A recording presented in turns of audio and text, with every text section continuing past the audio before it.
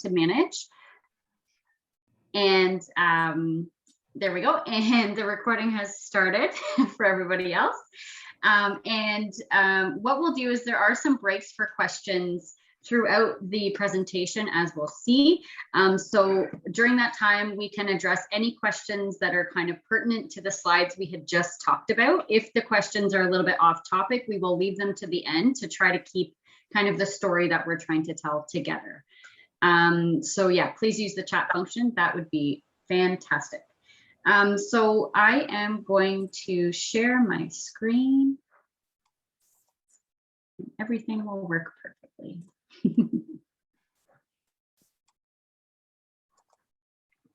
One thing I'll say too at the right at the outset is we will be sending around this presentation afterward. So we do have kind of a clean version that doesn't have all the animation that you're about to see. That's a little bit easier to read through. So we do have the deck available in both English and French that we can send around. Okay, so here we go. Oh, one thing I will mention just before we start is schools in Ontario are still closed, and I do have 2 tiny children, so I do apologize if there are any interruptions. It's just a little bit easier to address that up front in case they do pop into the office. Okay, so here we go. We're going to start with a quick overview of what we will discuss today. So we're going to start at a really high level, talking about immigration and settlement programming. We're going to talk about how we have to measure and report on the settlement program, and then moving a little bit more, more detailed into the iCare data system, high level what we collect there, as well as the rest of the data that IRCC has access to. We're going to try to bring it all together by using a journey of a fictional newcomer that is kind of going through a settlement journey from a few different perspectives, so we can kind of see how the story all ties together. And then a little bit about larger outcomes landscape and some of the work that IRCC is doing to be able to better measure outcomes in a more fulsome way.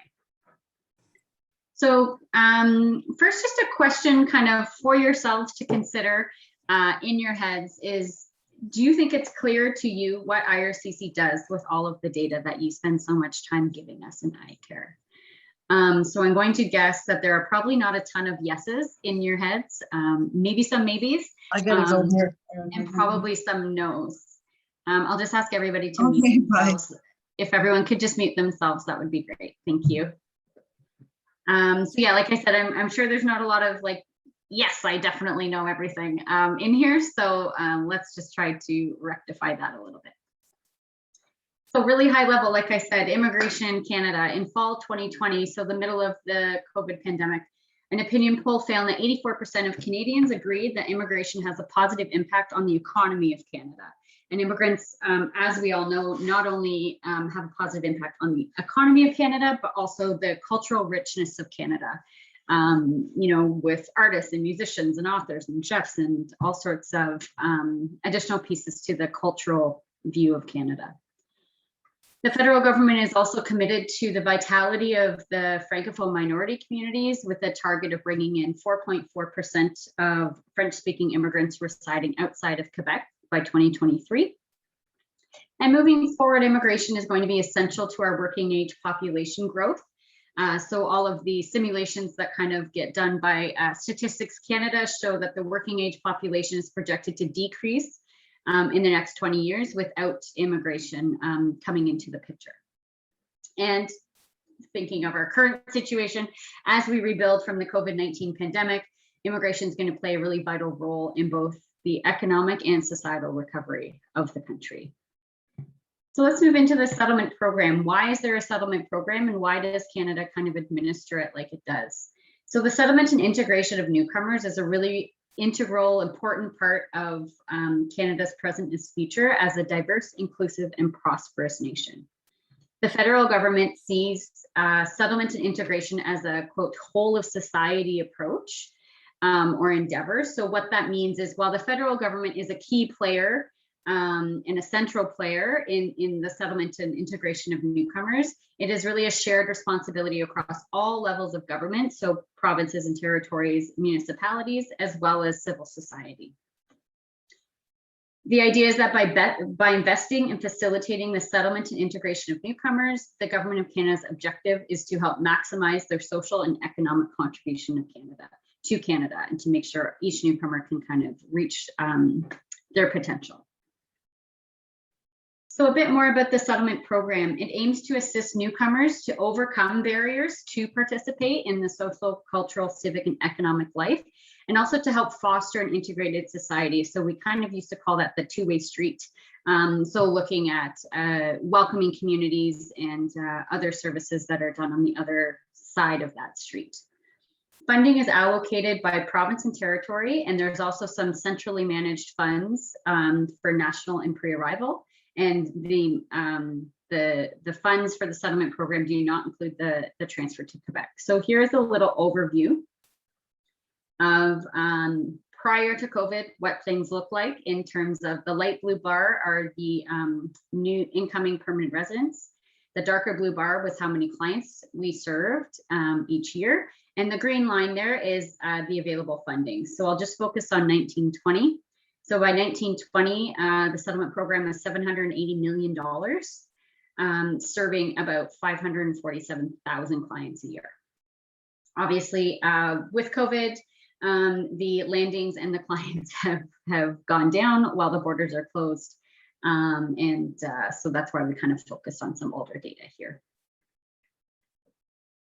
So as you all know, as kind of settlement providers, the services are funded through contribution agreements and for organizations. And what organizations do is ensure access to services, help newcomers build their knowledge of life in Canada, help newcomers acquire necessary language skills, help newcomers connect to the community, and enable labor market participation if that is one of the desired outcomes. So in order to reach the objectives, IRCC also provides kind of indirect funding, is what we call it, to help sector capacity, professional development, standardization of best practices. So things like LIPS and umbrella organizations are also things that we fund to help the sector increase its capacity, and also building knowledge of the program's clients. So now we're going to move along to why we need to measure and report on the settlement program. And I think that there's a really obvious answer to this, so we're going to start with the obvious answer. We all want the program to be the best that it can be. We want the program to meet the needs of clients, to help our clients. We want to make sure we're delivering services in the best way possible for our clients and for ourselves. And we want to make sure that we're expanding and learning from best practices, and also learning from our challenges, and sharing all of that knowledge in the attempt to provide services in the best way possible. Lots of the work that IRCC and organizations do has this goal in mind. There's lots of research produced by both IRCC and organizations, and also academics who kind of work in the immigrant space that help to inform the direction of the settlement program, including policy changes. There's also some larger functions like evaluations that are conducted both internal to IRCC and external to IRCC that play a key role in providing those kind of periodic, really in-depth looks and insights into the program. So this, I think, is kind of the obvious answer to why we need to measure and report. So what we're going to do on the next slide is talk a little bit about government mechanics and what it is like when we work for the government, and how we get money for the settlement program. So this is what goes on behind the scenes. So here's a clip from an article online. It's a little bit old, January 2019, and the headline is Ottawa will spend $113 million on pre-arrival services for new immigrants. So this is great. This is a great announcement. In order to actually get this money into the settlement program, this is what we need to do. The first step is to write what's called a Treasury Board submission. So it goes to Treasury Board, and that allows us to access the money that was announced. What it requires in this document is to describe the intended outcomes of what this money will do, and how we will report on the use of this money. So not only it will serve this many clients, but we also have to have a structure in place to talk about how we're going to report on how many clients. And then What happens on a yearly basis is Treasury Board comes back to us for every single Treasury Board submission, and we have to fill out what we said we would fill out. So how many clients were served for pre-arrival services, as an example here. Even further to that, the settlement program as a whole has to report to Parliament and to the public through something called the Departmental Results Report. So this is available online. The Departmental Results Report is available for any department it's called InfoBase on the government website. And what this includes for the settlement program are things like how many clients per service, the percentage of clients who increase their language, the percentage of clients who participate in the community or in society. So that's just another piece of the reporting that we have to do.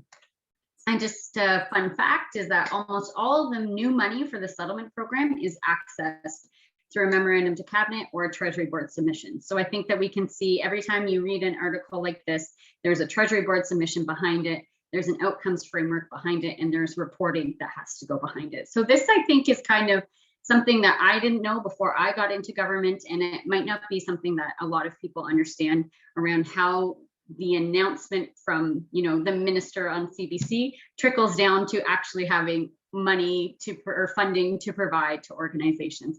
And this is kind of what's in the middle. It's a lot of work around talking about how we are going to report on the use of that money. So we can pause there for any questions. And again, so hopefully if you have any questions about what I just talked about, that would be great. And we'll just pause for maybe a few minutes in case anyone is typing, 30 seconds or so.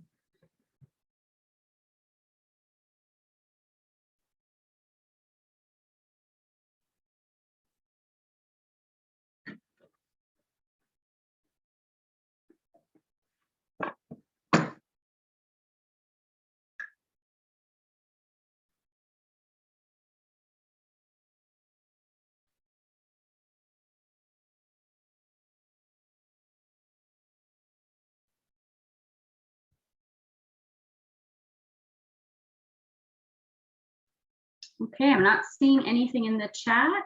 We'll do kind of a last call. Joseph has his hand up, so. Oh, okay. Go ahead, Joseph. Unmute yourself and ask the question. Oh, yeah, thank you very much, Jocelyn. Thank you, Jennifer, for this good meeting. I was wondering for these expenditures, the 113 million that you mentioned there now, and it's for pre-arrival. Like what activities are funded? Are they things that, you know, people are funded while or get information while they are in their countries of origin? Oh, sure. I can talk a little bit about that. It's just an example I was using. It was kind of the thing I could find to illustrate the example. So pre-arrival services are offered to eligible participants outside of Canada in their country of origin. Most of the services are online, but you can check it out on our website around which organizations offer pre-arrival services. There's one I can see a question in the chat. I'm an assistant director for the outcomes analysis unit in settlement and integration policy. So we work in, you know, kind of, we call it the settlement sector on the policy side. That's where I am, and Terhas as well.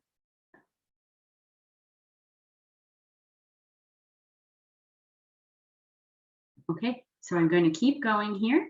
Again, there'll be another break for questions shortly if anybody has something in their heads. Okay, so let's talk a little bit about where we begin. So I've already kind of described what we have to do to report on the $780 million, which is a lot of money, even in the federal government. That is a lot of money. So it's a very daunting task, and where do we start? And the answer to that is outputs. So what outputs are really the bedrock of our outcomes in our outcomes measurement process. So outcomes are things like how many clients, how many services, how long, when are people accessing services, is it online, what topics are they covering, What are the organizations that provide the services, and how much funding do those organizations get? And I think that for those of you who do use iCare, you can kind of start to see that iCare really does provide most of that information as the kind of the bedrock of the beginning of our outcome story. So clients and services and durations and dates, those are all things that you provide us in order to help tell the story of this $780 million, because that's really what we're trying to do. So iCare is used by organizations to record the details of either settlement or resettlement services delivered to clients, usually identified by their permanent resident number, or UCI, unique client identifier. It's organized by program stream or service stream or funding stream, depending on the words that everybody uses. So hopefully these are familiar. There's needs and assets assessment and referrals, employment related services, I&O, information orientation, community connections, language assessment and language training, and also the resettlement assistance program.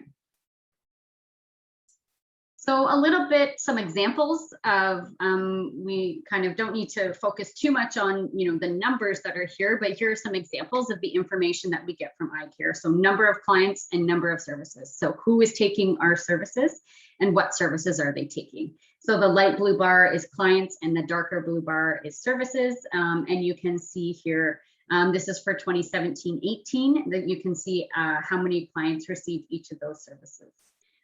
As well. And you can see some of the services are more highly used, some are less frequently used. And, sometimes like language assessment, you can see it's quite nice. Everybody gets one language assessment if they do receive one. So you can kind of start to see where the story is coming in here. Some additional key details that are in the graph that help us more fully understand the nuances in somebody's story or somebody's settlement journey, and how these things may have impacted their outcomes include things like duration. So when you're saying how long it took to deliver a service, the dates that helps us determine how quickly after becoming permanent resident are people accessing services, and are they accessing it on a regular basis, or are they kind of taking a break and coming back a year later? So all of the dates provide us that information. The location of service, so not just the organization, but you also provide us with the location of the actual service, which is helpful. Delivery methods, is it online, is it one-on-one, is it group, all of those pieces. What topics were covered during a session, and also just by virtue of the fact that you are putting in the information, that tells us what organization the person is receiving services from. So all of these pieces help provide further nuance to the story. So we'll pause here to see if there are any questions about the outputs that iCare gives us. And again, if there are any specific questions about how we count something in iCare, we can address that at the end. So we'll wait for a few seconds as well.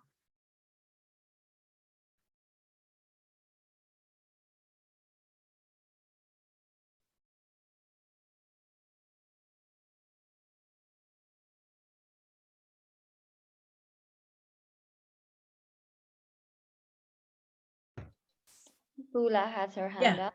Yeah, I have a question that sometimes when the reporting happens at 2 levels for us, and we hear that the IRCC officers who work with us, they do not have access to iCare to look at what data we are entering.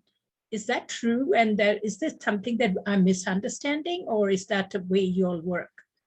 Who has access to this information on iCare?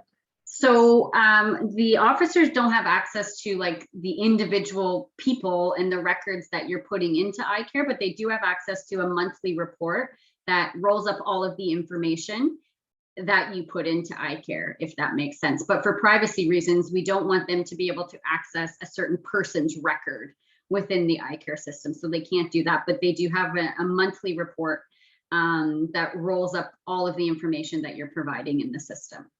So they do have access to that, but not they have access to, yes, exactly. So not the system, but they do have access to the data and the monthly reports. Okay, thank you. I misunderstood this. Thank you.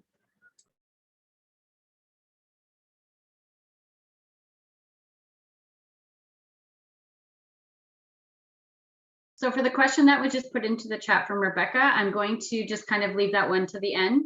That talks about, I actually have a colleague, Justin, who is giving another presentation right now, who will pop in and be able to answer some really technical questions at the end, including the one that you've provided, Rebecca. Thank you. Ask one more question. That was from your previous, this is Bula. My question is this, that you mentioned that how when a project is approved, that how it trickles down the steps that it that requires to be done, and then you all monitor the outcomes so that you can give a report how well the outcomes were achieved. So how often is this done for this? Is it done only at the end of the project, or it is done interim 2 or 3 times in between the reporting? It is done every year. So all of our reporting is done for the federal government. The end of the fiscal year is March 31st. So usually in April, we start getting all of the requests trickling in from Treasury Board around all of the different submissions that we get money through, and have to start reporting on all of those. So April and May are pretty busy months in the federal government as we start doing that. And that larger departmental results report with all of the money rolled up is something that is an undergoing activity right now. So kind of literally this week, we're working on pulling all of that data and providing the story behind that data as well. So it's a yearly exercise because it really does account for funding. So right. it's kind of used to justify and rationalize and protect that money. Because we had a project in the past it was for 2 or 3 years, a special project we were doing, but the outcome wasn't going that as well as we had predicted, yes? But it was discontinued after 2 years. So that's why I was thinking that how the reporting is done, whether this project is a healthy project, continue it, or whether this project needs to be reviewed and discontinued. So all that comes from the outcome report that you submit. Yeah. Okay. Thank you. No problem.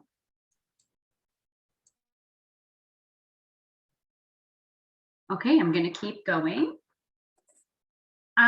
So in order to report on something, we have to report on something, right? So what does success look like for the settlement program? Again, we're talking about at a national level. What does it look like? So thinking about just the direct services, so the services provided to clients, and looking for these purposes just at the settlement program, so not necessarily the resettlement program. Basically, these are the outcomes that we have outlined for the program. At the immediate term, we focus on knowledge, increasing knowledge. So accessing IRC services that is facilitated through things like support services and needs assessments. And then it's all about knowledge after that. So increasing understanding of needs, increasing knowledge of life in Canada, improving official language skills, understanding knowledge skills, connections to participate in the labor market, and then also increasing participation in the communities and social networks. At the next level, which is the intermediate level, what we're looking to do is transform that increased knowledge, use that increased knowledge to kind of change behavior or modify behavior. So it's a little bit more action. So access services that meet needs, make informed decisions about life in Canada, use an official language in Canadian society. Excuse me, I'm going to just mute myself and cough.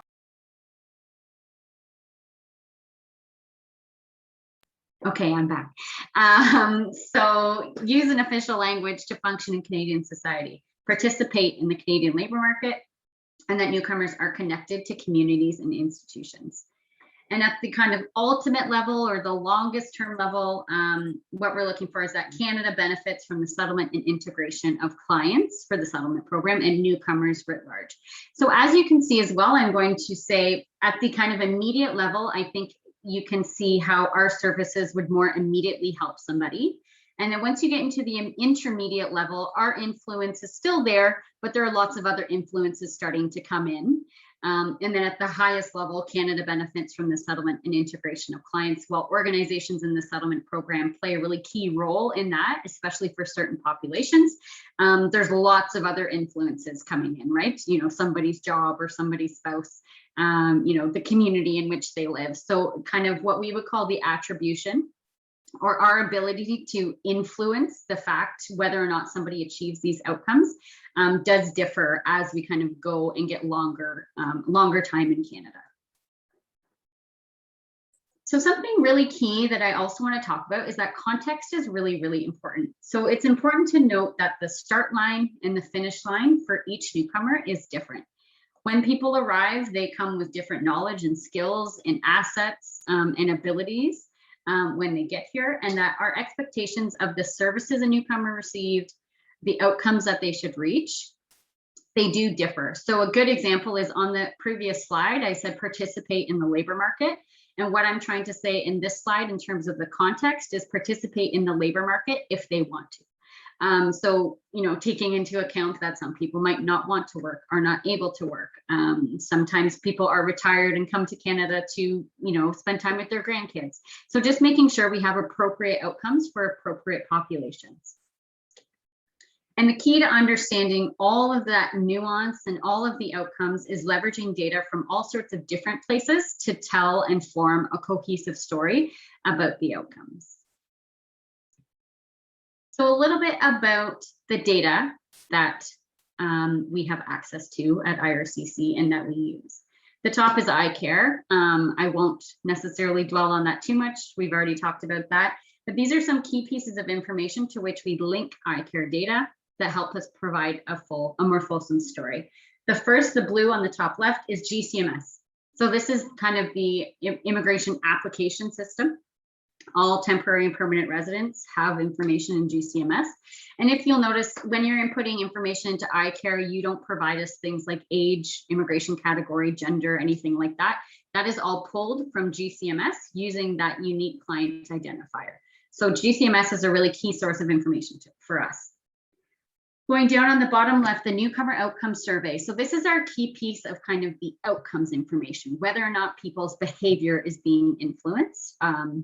And the newcomer outcome survey is sent to large swaths of the newcomer population going back about 7 years from landing.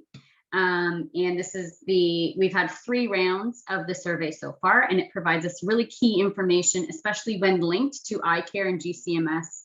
We can start to move toward having answers around do certain services help people achieve certain outcomes? And again, all of that nuance is for specific populations or for people who needed those services. The last piece on the bottom right, sorry, I can just say GCMS is a global case management system. It's not a very useful, acronym. Everybody across the world uses GCMS when they're processing applications. Sorry, I just saw the question in the chat. And the last, in terms of data about newcomers, what we have is called the IMDb. And again, this is a bad acronym because what it stands for is Longitudinal Immigration Database. So it's called the IMDb. It provides, it lives in Statistics Canada, but what it actually does is it links our GCMS file with CRA's tax files. And what that allows us to do is look at the longer term economic outcomes of newcomers. And this is also linked to iCare. So do settlement services seem to have like that long-term impact on somebody's employment earnings or somebody's likelihood of being employed? So that's kind of the longer term piece as well. Again, that's a longitudinal immigration database on StatsCan. We do also have additional data about organizations, and hopefully most of you are familiar with GCS. The grants and contribution system. This is where we record who our organizations are, what they're funded for, how much funding they get, your activities and your targets and all of the things that are in your contribution agreement. So that's really key information for us as well. And then last, hopefully everybody has filled it out because it is due shortly, or maybe was due last week, but the APPR, so the Annual Project Performance Report. This provides us really key narrative data. So iCare provides a lot of those outputs, and the APPR is really the spot where organizations have the chance to provide extra nuance in a narrative format around what they're seeing, what needs they're seeing coming up, what populations are being, what needs of which populations are being met, which aren't, service delivery, changes. I'm sure, this year it's still going to be very COVID focused. So all of those types of narrative information is really, really helpful for us. And we do all look at the ABPRs as well in our policy branch. So that's kind of the information about organizations. And when I think you can see when we start linking all of these different angles and all of these different pieces, it allows for the analysis of different issues, of different populations, of different services. There's lots of different ways that we can take a look at the outcome story here. Thank you for Terhas for putting in all of the acronyms in the chat. So now that we're, yes. Sorry.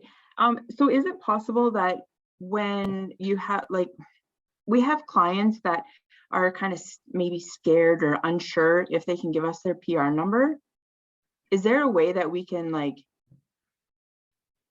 explain to them why we need it from a higher level than just the settlement organization? You could. I mean, if there's anything that you could take away from this that would help to explain that, and that might be something helpful to bring up with other organizations, because I'm sure I have heard this from other organizations as well. So it might be helpful to see maybe if there's like umbrella organization meetings, maybe this could be to hear how other organizations kind of get this across as well. It's certainly not the first time I've heard that. Okay, thank you. No problem.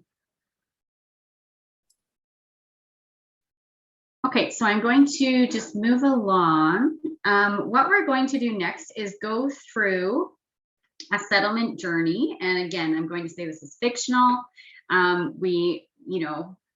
We're trying to tell the story of a person, and they conveniently, for our purposes, access all of the services. But I think we're just trying to demonstrate how this can look from multiple different ways. So we're going to start out from the newcomer perspective, going through the settlement process, the resettlement and settlement process, with our example here, Rashad Khaled. He's 36 and he's a GAR, and he did bring family with him. So those are some key pieces of information. So first, the Khaled family, who are GARs, complete pre-arrival services that help them prepare for their arrival in Toronto, which is where they're going to live. And then they arrive in Toronto. And then they go through the RAP program. So through RAP, they receive help navigating federal, provincial, territorial systems, and they obtain the necessary documents and services. At the end of RAP, they're referred to settlement services to continue on the settlement process or the settlement journey. So the first step is hopefully in ours, which includes a detailed and individualized settlement plan that the Khaleds can use on their subsequent services that they're receiving. Moving forward, Rashad by himself participates in a certification workshop toward meeting the licensing requirements in his field. Moving forward again, he attends an information session on employment and income to better understand the Canadian job market. And then last but not least, Rashad receives a language assessment, which identifies the need for him to improve his literacy as part of his language training. So here is kind of, a figurative journey for Rashad around the services that he accesses in both the resettlement and the settlement spaces. So now what we're going to do is we're going to look at this from the data perspective. So from the iCare perspective, what information do we get for this exact same journey, and what information do organizations put in? So just looking at the middle, like we mentioned, all iCare records themselves tell us the dates, the durations, which organization, where, the language of services, and any support services received. So we get that for every record. So looking up at the top left for pre-arrival services. In iCare, what this looks like, it's a pre-arrival information and orientation record that also tells us what topics were covered during the information orientation. Then keeping going, they still arrive in Toronto. And then on the RAP piece, what this is an iCare RAP record. There's a RAP module for the Resettlement Assistance Program. This helps us understand if they receive translation, interpretation, what accommodations, what temporary accommodations they received, the type of orientation provided, and the assessments and services linkage provided. Then the next step is they complete RAP and they move kind of into the settlement program, the settlement space. And for a needs assessment, needs and assets assessment, what this looks like is the needs and the assets that were identified, any referrals that was provided, indication of support services that would be required moving forward, and whether or not a settlement plan was completed. So we get all of that additional information from the iCare record that you provide us. Going down to the next step, the certification workshop is going to be an employment record. So this allows us to understand Rashad's current employment status and also the occupation for which he is trying to get licensed. And we get, those are really key pieces of information as well. In terms of the one-on-one information session moving along, this is an information orientation record. It tells us whether or not Rashad received the services on a one-on-one situation or as part of like a group session. And also what topics specifically were covered during that session and whether any additional referrals were provided during that session. And then again, last but not least, we're at language. So the language assessment record and the language training course enrollment. So the language assessment record helps us understand what tool was used to assess Rashad and what the results were. It allows us to understand if he's received any previous training and what are his current training requirements. Does he need full-time or part-time or evening classes, all of those pieces of information that language assessors provide us. It also tells us whether or not he was referred to a training provider. When it comes to language training, if the client is enrolled in a language training course, and what that course tells us, the fact that Rashad is in that course tells us, how often the course is run, how many hours per week, where the course is run, and what levels that course is teaching. So that's kind of all from the iCare point of view, the type of information that we get. So this is the data perspective. So some of you may deliver some of these services, all of these services. And so hopefully you can kind of see from the fields that you're filling out in iCare, what type of information we're getting. So what I'm going to do now is go through the exact same journey again from the outcomes perspective. So these are what I will talk about right now are all examples of what we can do with the data. But just to give you some concrete examples of the type of information that we will be looking at in order to tell the outcome story and to provide nuance to those outcomes as well. So starting up with the pre-arrival record again. So let's say after a few years in Canada, Rashad has filled out taxes, has filled out the census, and has responded to the newcomer outcome survey. So he's given us all the little other pieces of data that are helpful for us to understand the full outcome story. So the pre-arrival space, Rashad's information might be part of a study that compares the outcomes of newcomers who did and didn't receive pre-arrival services. So I think we heard earlier, not all newcomers receive pre-arrival services. So taking a look at the impact of those services and which populations it works for the best. I should also say before I get too far into this is that we would never look at Rashad's information kind of individually and talk about Rashad. It's just he would be part of maybe the sample of people that we look at within the research study, but it would all be kind of anonymous. So that's one example of what we might look at for pre-arrival. They arrive in Toronto and now looking at RAP. So Rashad's responses to the newcomer outcome survey, so that other piece of information, will help us understand the extent to which government-assisted refugees are achieving the outcomes that we set out for the resettlement assistance program. So the resettlement assistance program is specific for GARs, for government-assisted refugees, and it has its own outcomes. And there are questions on the newcomer survey that help us assess whether or not GARs are achieving the outcomes through RAP. And then we're doing the RAP to the settlement and then the needs assessment. So Rashad's iCare service data that organizations provide us may be part of an outcomes comparison study between newcomers who did and did not receive centralized NARS service. So again, this is just an example, but NARS is delivered in different ways across the country. There are lots of different kind of modes of delivery for a needs assessment. So let's try to, one example would be to look at the outcomes of clients who receive services in different ways to see where we can learn the best practices from each one and share those best practices. You'll notice here we also have in the yellow box, we've flagged qualitative research. And the purpose of that is for something like that's so far detailed around how they receive the services, qualitative research is a must in order to kind of make sure we're getting those narrative pieces and qualitative research with both clients who are receiving services and also organizations to make sure that we're understanding kind of the full scope. And some of the benefits might be to the organization, some of the benefits might be to clients, some benefits might be to IRCC, but just trying to understand the full scope of things. So it's not just stopping at the quantitative data, at like kind of the numbers piece, it's going further than that. So now we're going to look down at employment. So thinking really long-term, Rashad's iCare and IMDb information may be part of an analysis of economic outcomes of newcomers who received employment-related services versus those who didn't. So like I kind of mentioned before, do employment services have an impact for certain populations in terms of that longer-term outcomes? The next piece is I&O.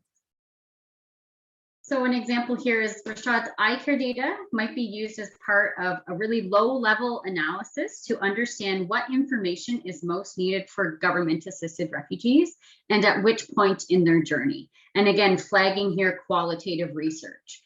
So the reason we use this as an example is, you know, government-assisted refugees are often dealing with a lot of other issues. So what information is helpful for them? We don't want to bombard them with information when they arrive. So trying to figure out at which point in time does information make the most sense, and when, you know, kind of can it be absorbed in a way that is useful to the newcomer, so we're not just, you know, kind of throwing a lot of information at them. And again, flagging qualitative research here as a really key piece of this information. Qualitative research with both clients and organizations like service delivery partners to understand what works best. And the last part, again, but not least, we'll talk about language. So from a language assessment point of view, the language assessment results that are put into iCare will help IRCC better understand that starting line of GARs, and not just GARs, but potentially GARs over the age of 35, or GARs with a certain level of education, or GARs, you know, who speak you know, Arabic versus those who speak Spanish. So all of those little nuances are in there as well. So it's not just GARs, but also certain demographic characteristics. And what that allows us to do is, you know, understand who may be coming to Canada and helps us better plan. Okay, this, you know, you know, somebody, I don't want to say I'm over 36, so I don't want to call that old. A 36-year-old GAR is coming in, and they typically maybe take a little bit longer to achieve, you know, certain language results, or, you know, this person is also going to want to work and will require a different language course. So just understanding all of those pieces that are coming in. And for language training course information combined with progress that is recorded in iCare as well could be part of a study designed to understand the effectiveness of various training formats on literacy learners.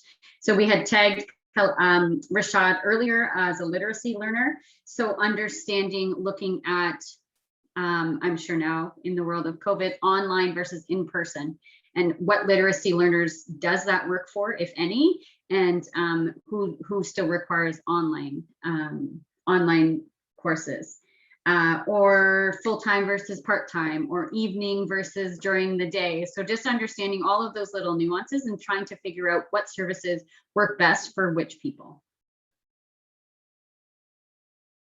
Okay, so we'll pause there for any questions. I can see there is one in the chat about NARS. In cities where NARS exists, or yeah, there's a NARS module in iCare that reports. So any organizations that deliver a needs assessment who are funded to do so report into iCare. Bula?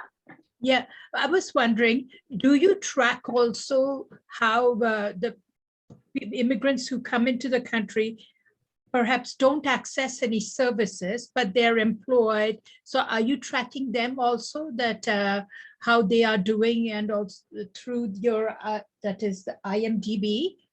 Yep, that's a great question. So both the IMDb and the Newcomer Outcome Survey both collect information on non-clients as well. So people who might come in and not need our services or don't know about our services and do not access services, we can track their outcomes as well through the outcome survey and through the IMDb. That's a really good question and a really good point. And that population serves as a really important comparison for us to understand how people are doing without our services and to really understand if there is a gap in the services we offer and who that gap might help.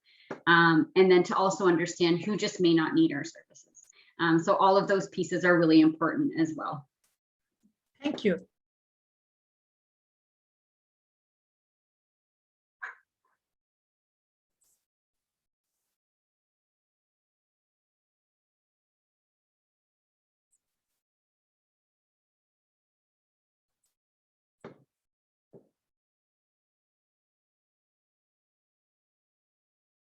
So I see there's another question in the chat, and I will leave that one for Justin at the end to talk about a few more kind of technical responses. But if anyone has any questions about the examples of the research that I provided or kind of any part of that journey, I'd be happy to answer it, or any of our data sources.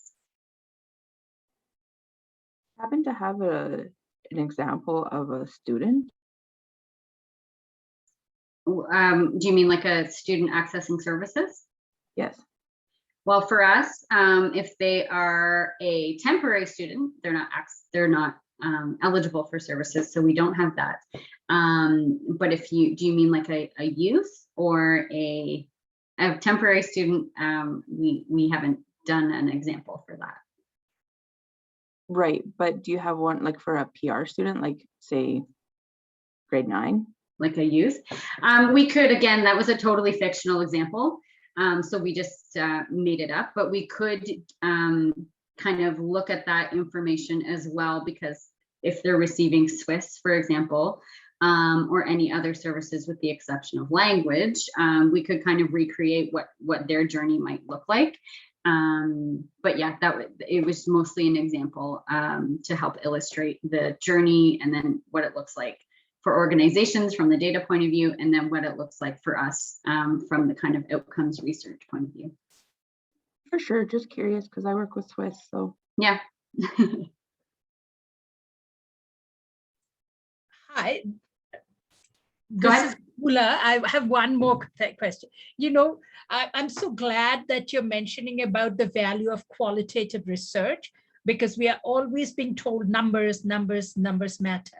I know they do matter, but the qualitative research, I think, is of great value also. And so I see that you mentioned it, and that makes me very pleased about it. That's good. And I'll talk about it in a little bit too, just about how when we're trying to rationalize all of that funding with all of that reporting that we talked about, we're trying to do that on a national scale with the exception of Quebec. So when we're doing that, it really, the most efficient way to do that is numbers, because we don't have time to conduct all of these little qualitative pieces and roll them up into our reporting. So what we're doing, and I'll talk about it a bit, is kind of doing a piece by piece to build up the story as we go. So there's a question about international students being counted as clients for NARS and INO. So international students are not eligible for our settlement services, but Justin can maybe talk about that a little bit later as well. And dispose have access to the reports that IRCC creates based on our outcomes. And I'll talk about that a little bit as well in terms of the outcomes reports. Okay, I'm going to move forward. Just the last little bit here. So we do want to talk about, and Billy just kind of touched on this as well, is the larger outcomes landscape. So we understand that the outcomes you contribute to are much larger than what we've discussed today. And that your work has huge benefit, not only to the clients, but also to the community in which you work. And that the services that you provide kind of alleviate some stress on other services, right? You're preparing people to get a health card. You're preparing parents to enroll their children in school. So what that does is it helps all of those other services function better. So we do understand all of those moving parts. On a national scale, it isn't possible to capture all of the individual nuances present in your organizations and the way in which you deliver your services. So work like evaluations, work like research, and work like the intervention level analysis, those examples that I provided earlier, are better able to capture these important results and help to form the larger story. So a little bit about that. So the team that I work for is called the Outcomes Analysis Unit, and we live in settlement policy at IRCC. We were established in late 2018 to help expand the story of the impacts of the settlement program. So to move a little bit beyond the numbers that we require in order to protect the investment from kind of a government point of view, and to expand on our ability to tell the story of the program. So what we do is we use new or develop new methodologies to report on client outcomes. So for example, focus groups and interviews, and designing studies to look at one-on-one versus group information orientation, for example. We also help to improve the evidence base available around what our services actually do for clients, and trying to tease out the impact of all of the other players you know, in a newcomer's life, and to report on the value for money of our services. And also to equip our lovely colleagues in policy and in operations who need to make decisions on a regular basis about the program and its funding. So to help them, equip them with useful information to help them make decisions.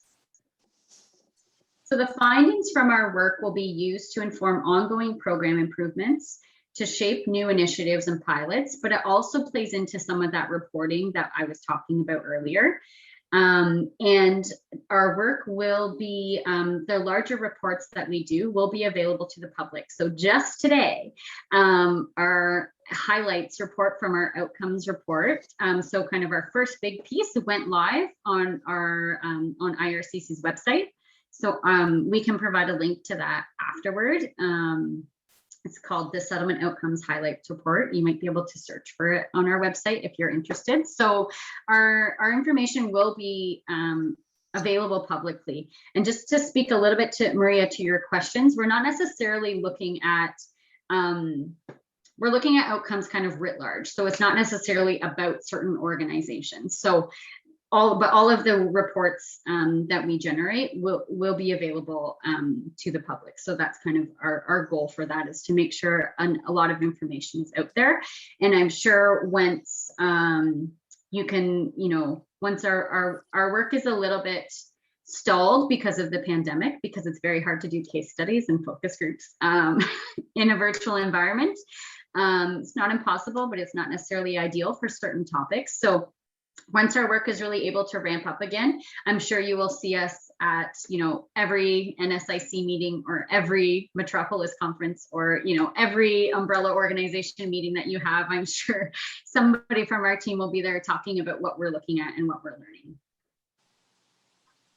So some of the key takeaways we'd like to talk about today is just, I hope that this presentation provided you with kind of an overview of how iCare really provides the foundation for the outcomes measurement, and understanding that the path a client follows in reaching particular outcomes is really, really important for us to understand those outcomes.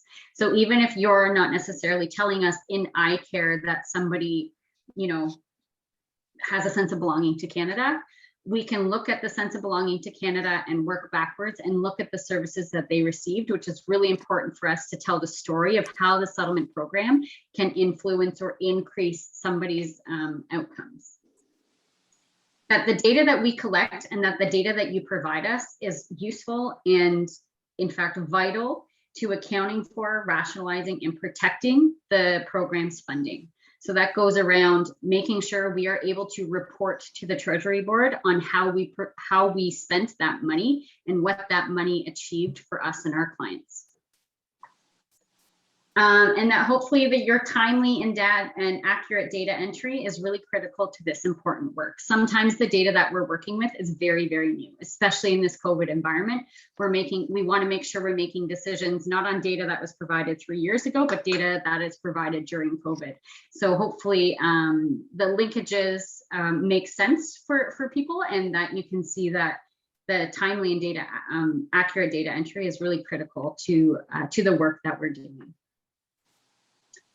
So I'll just land on this slide. In case you didn't know, for iCare, there's a help desk. There's an email, a phone number, an Ottawa phone number, and also a toll-free phone number there. And those are the hours that they're open. So if you ever have any questions about the data entry in iCare, you can contact them. They're lovely people who will get back to you. So what I will do now is, I think my colleague Justin has joined us from another presentation. So now we will open it up for questions, if anyone has any questions. And some of those technical questions I might send to Justin as well to get his response for some of them. Morning, Justin. I am here. Oh, hi. Hi. And I'll stop sharing my screen so that we can all see each other.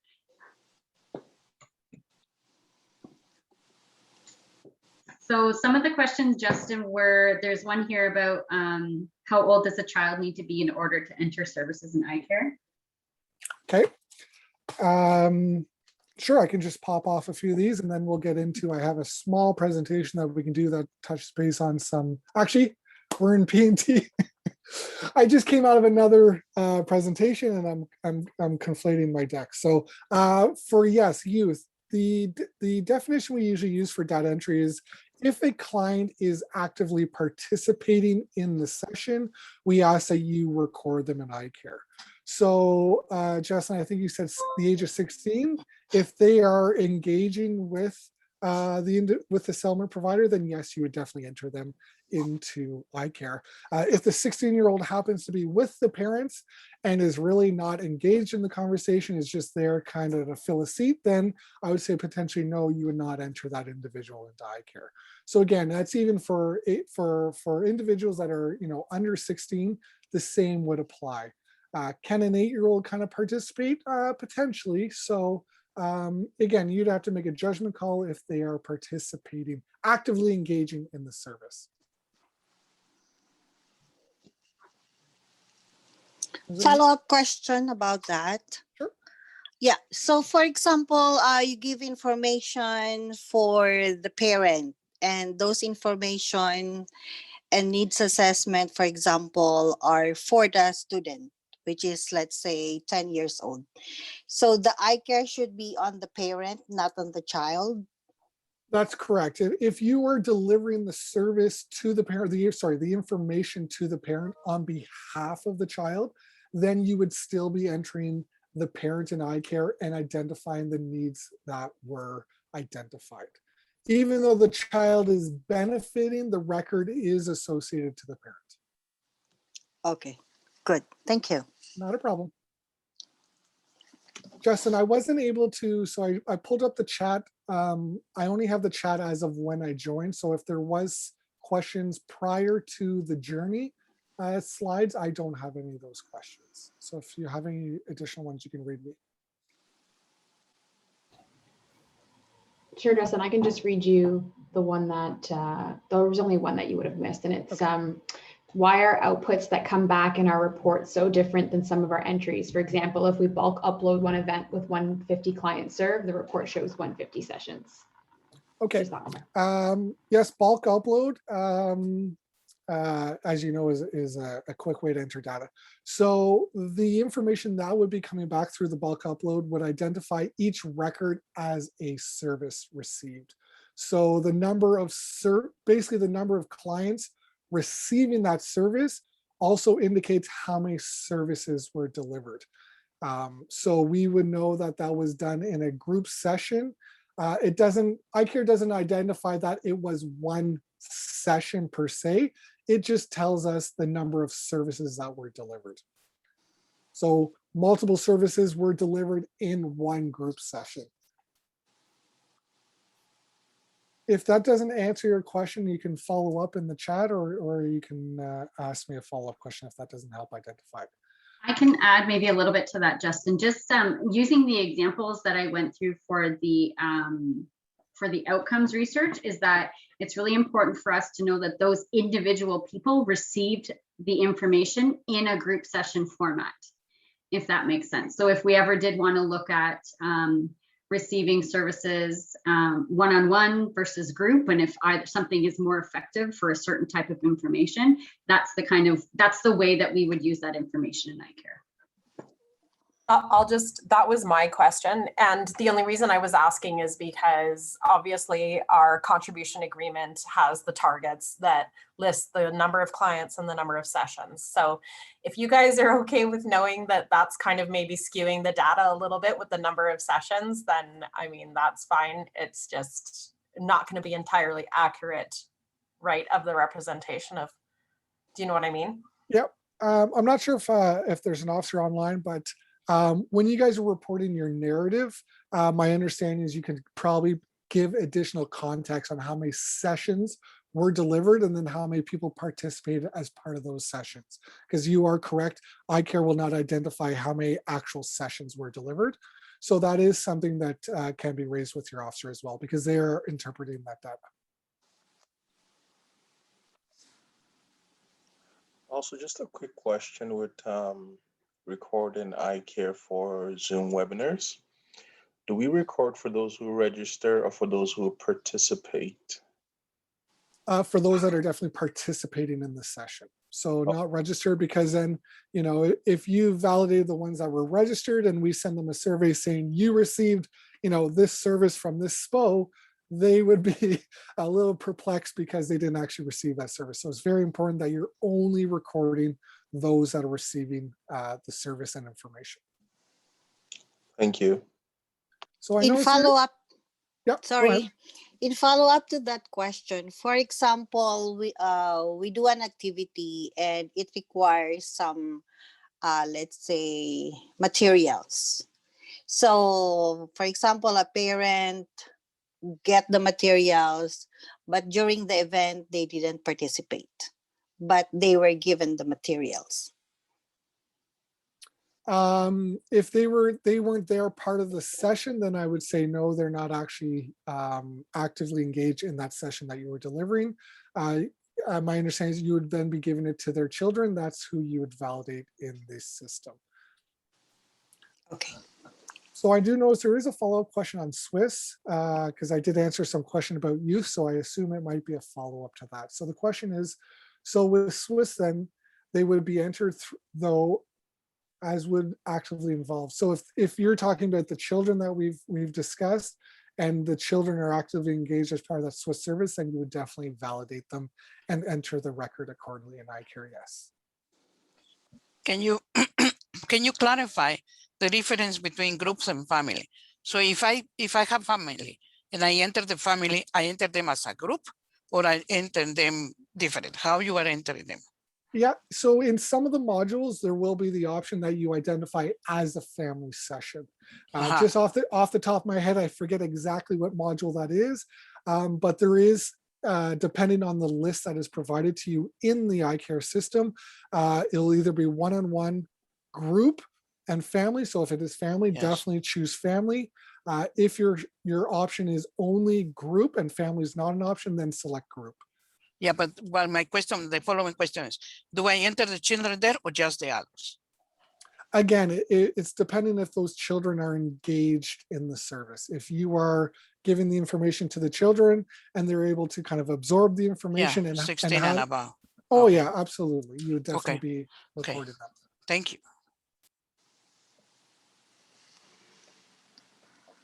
I see a hand from Rebecca Anderson. Is that, do you have a question, Rebecca? Yes, I just wanted, okay, so I don't know who was part of being involved, but thank you guys so much, whoever did the splitting of the total numbers and the reporting between Swiss and regular settlement, because we do try to keep track as an organization to make sure we're hitting our targets. And when we're doing that narrative report that you talked about, we're supposed to be providing the information of if we're below target, above target. So those numbers are really important for our reporting. However, in the future, if I don't know who you guys need to talk to, but if there's a way that they can, split the details amount of that, because when we're doing our narrative reports, it's not just the total amount that we're trying to split, right? We need to report how many information and orientation, one-on-one sessions, family sessions, group, like we go through every single itemized target and we have to know how many Swiss, how many settlement. And we try to keep track ourselves, but depending on how it's entered, if it's entered through bulk upload or through elsewhere, it can sometimes be a little bit different. So basically you're looking for, when you're identifying different program types, you want a report that breaks down the activity by basically program type. And your example is Swiss. But if you were giving, okay. Yes, it would make so a those are definitely difference feedback to that, our reporting. yeah, that's definitely feedback we can bring back. And yeah, we'll keep it definitely on the list and see how we can progress from there. Thanks. So again, if you guys do have scenarios such as this, we do suggest you do email the help desk. Obviously, you're not looking for a response, but we're always looking for feedback in terms of functionality as well. So feel free to submit your suggestions to the help desk as well.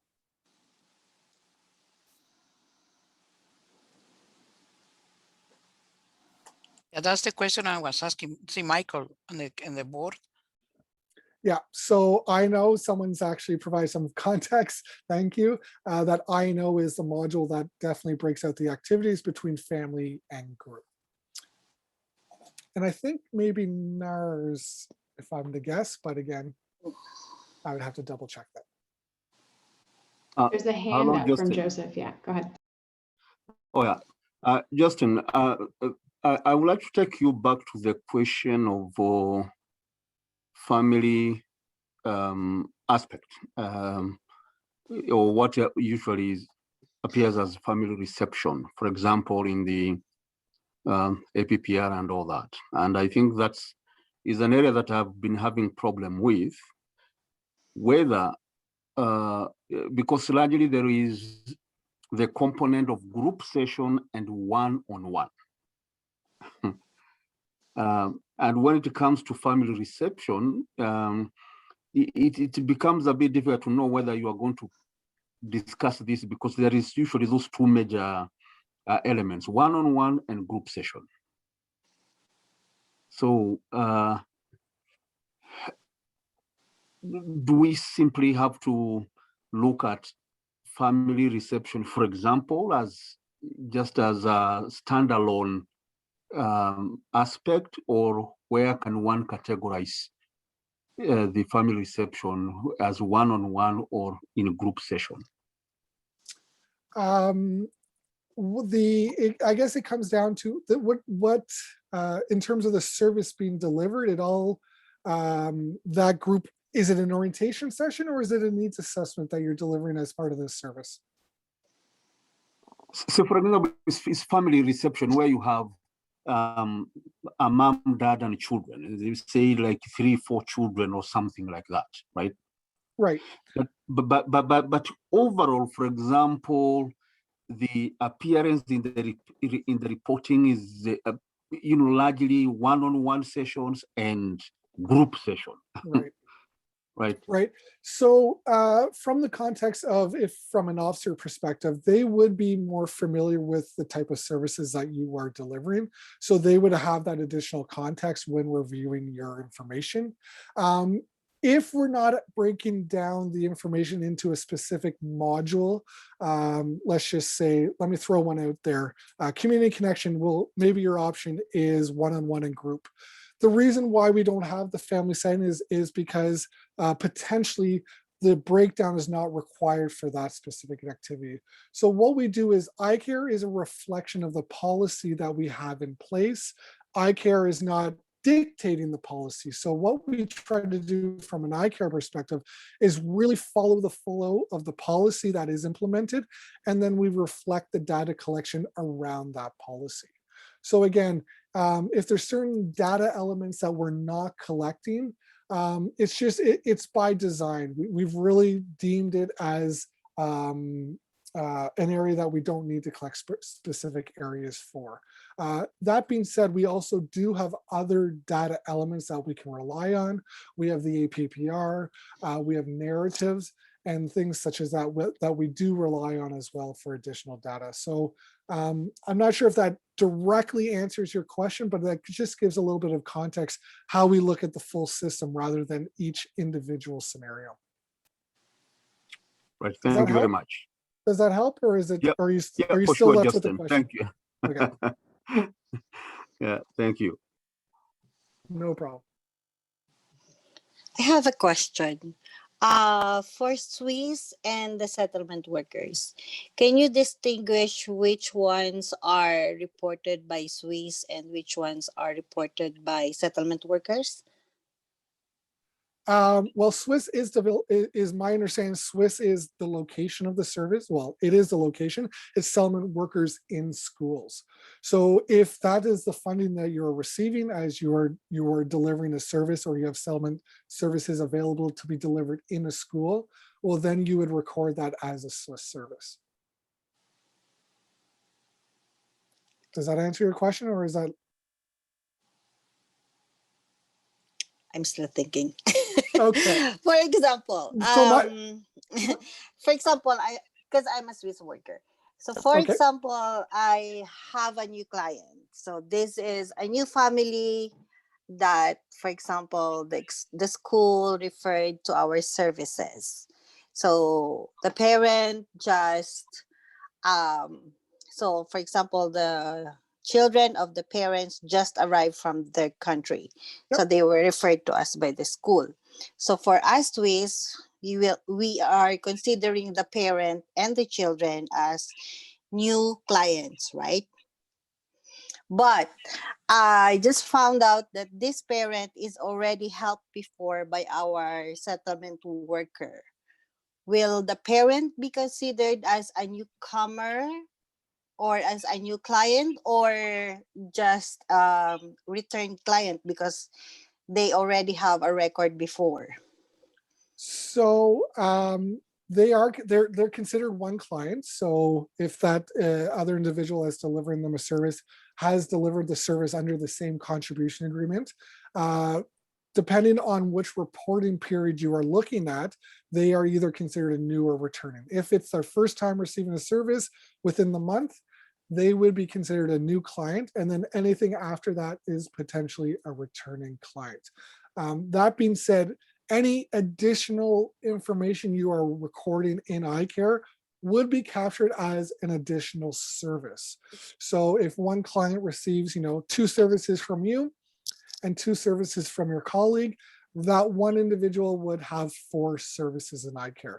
So don't worry that I guess what I'm trying to say is any additional service being provided is being counted in iCare, although they are only counted as one individual. Okay, thank you.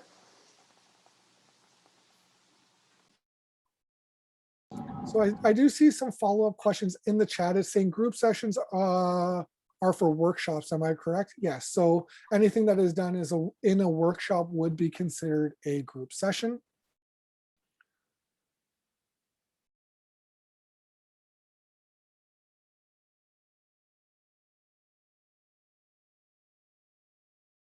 There's a question here, other than relying on families, is there another way to see if status has changed?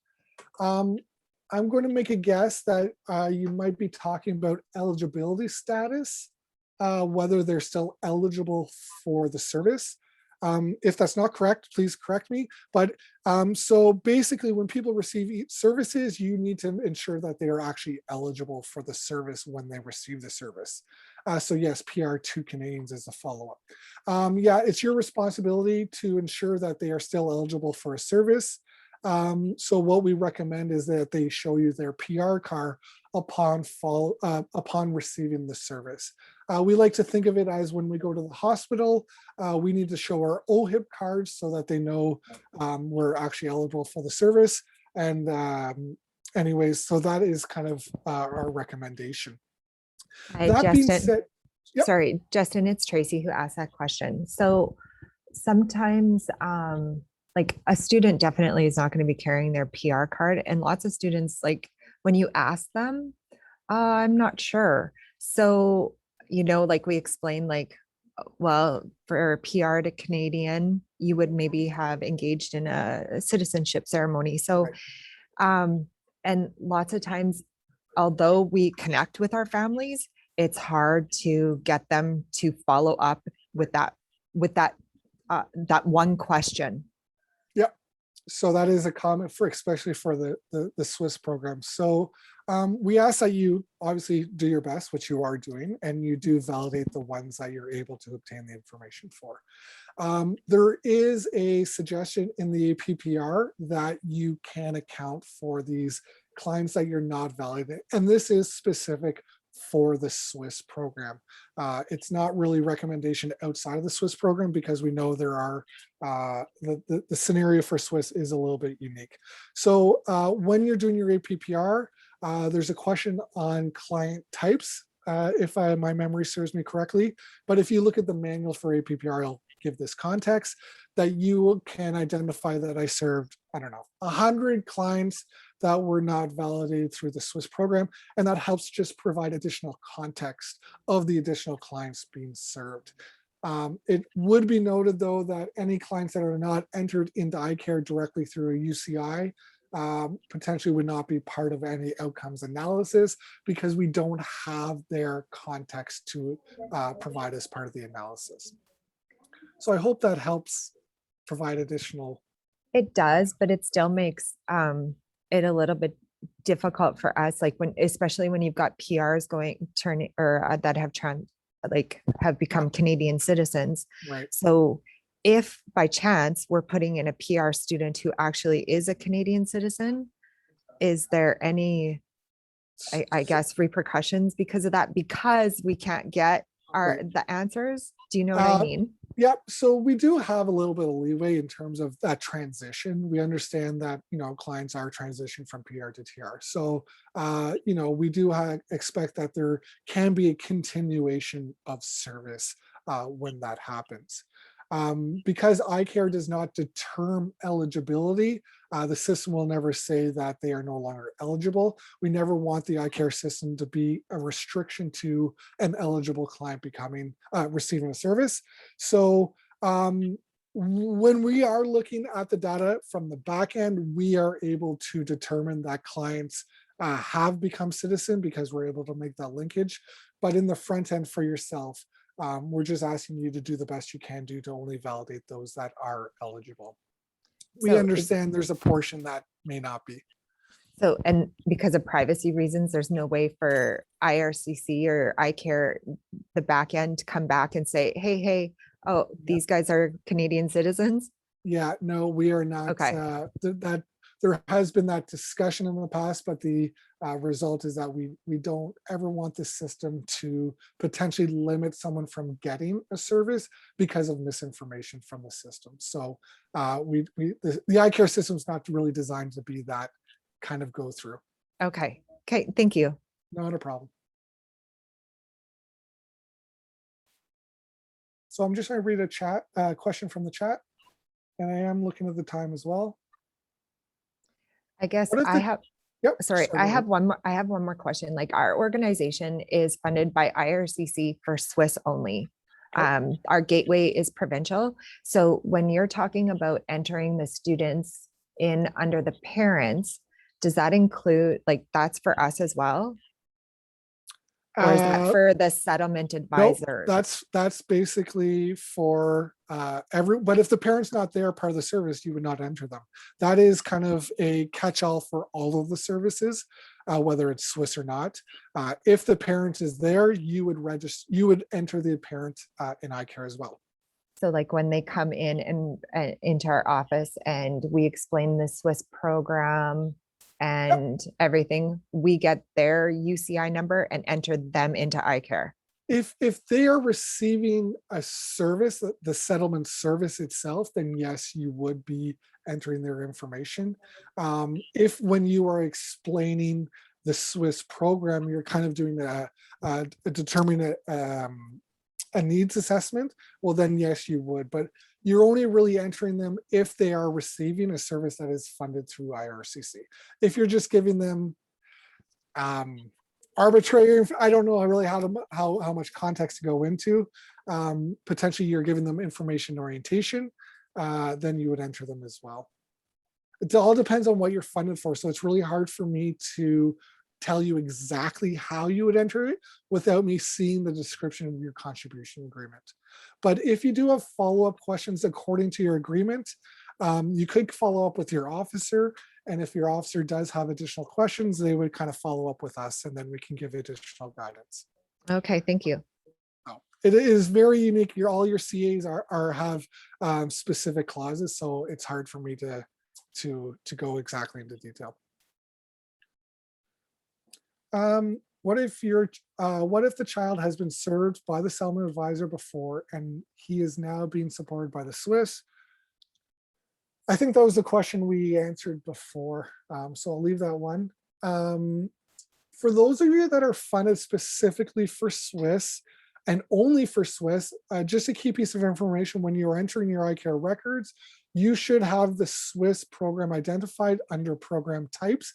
And if that's all you deliver, because that's what you're funded for, you should be tagging every client as Swiss, as receiving Swiss, so that if there is ever an evaluation on the Swiss program, we're able to extract every client that you've entered and identified as the Swiss program. So if you don't have that label in iCare and you're funded specifically for Swiss, again, just talk to your officer.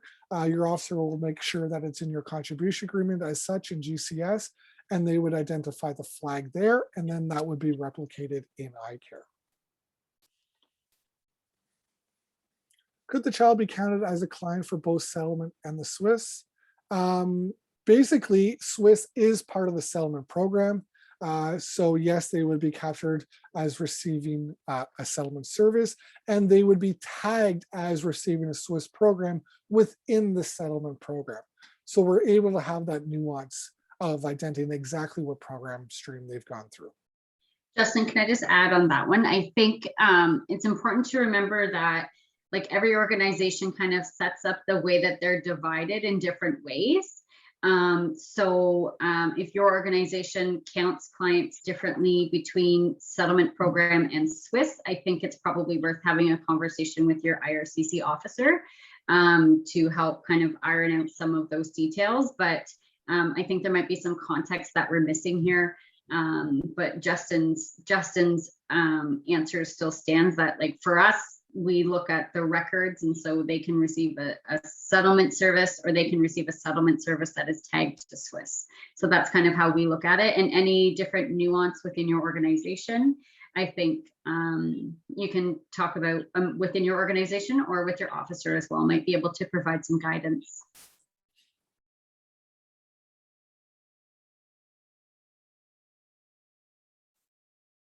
So I know we're nearing the end of the session, and I noticed the questions have kind of come to a stop.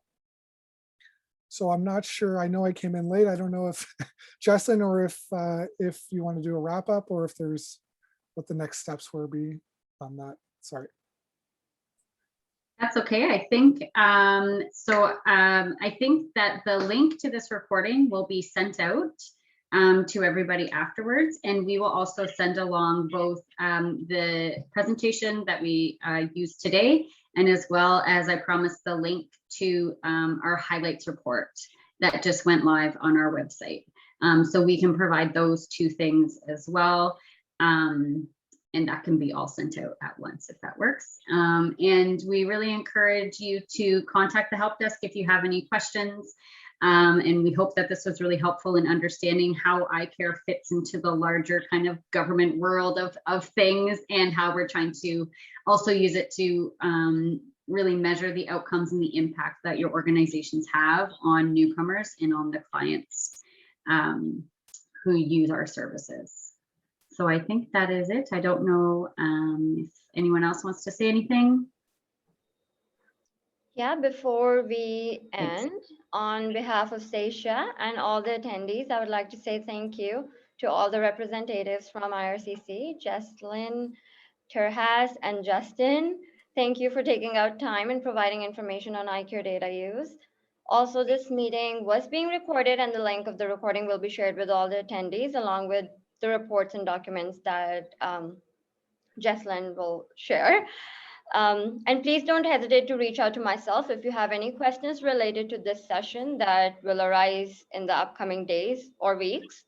I will be sending, I'm just including my email in the chat right now before I forget. So if you have any questions, please email me. And thank you all for joining. Take care and have a good day. Thank you, everyone. It was very Are we informative receiving session. a copy of the presentation? Yes, yes. Okay, perfect. Thank you. Not right away, Thank you. but within a week, probably. Yes, yes. Awesome. Thank you. Thank you. Take care.